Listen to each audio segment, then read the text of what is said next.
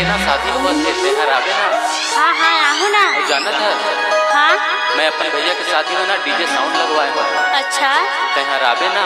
हाँ हाँ जरूर आहूँ। आवे तो कि डीजे साउंड में नाचना चाहूँ ना। हाँ हाँ जरूर आहूँगा।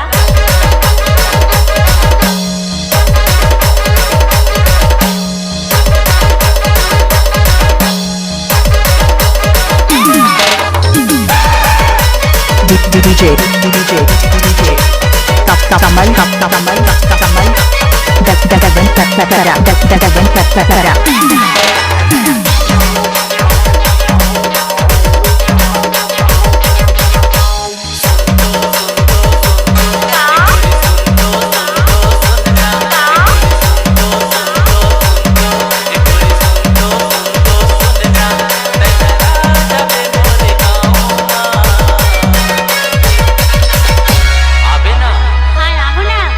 जरूर आवे ना। हाँ हाँ जरूर आहूँ। धोखा तो नहीं देवे ना। नहीं दूंगा।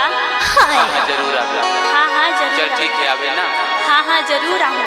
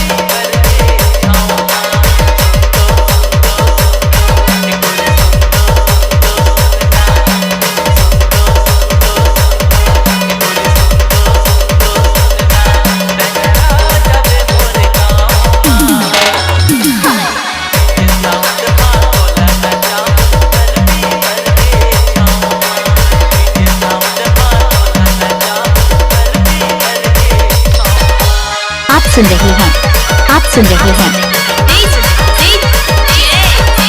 कमल दगन करा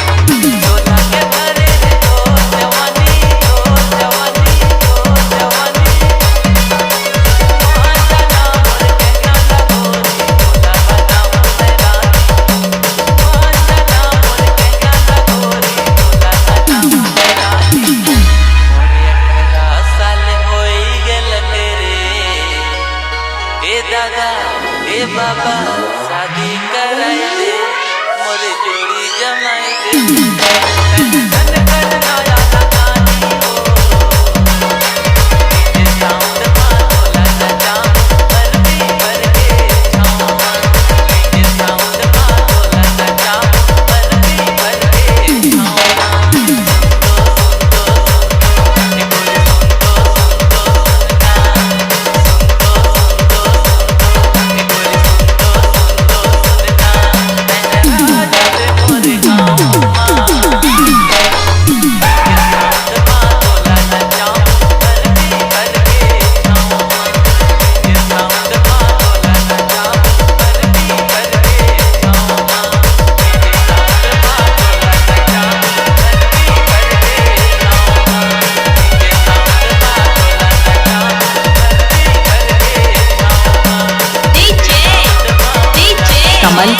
कमल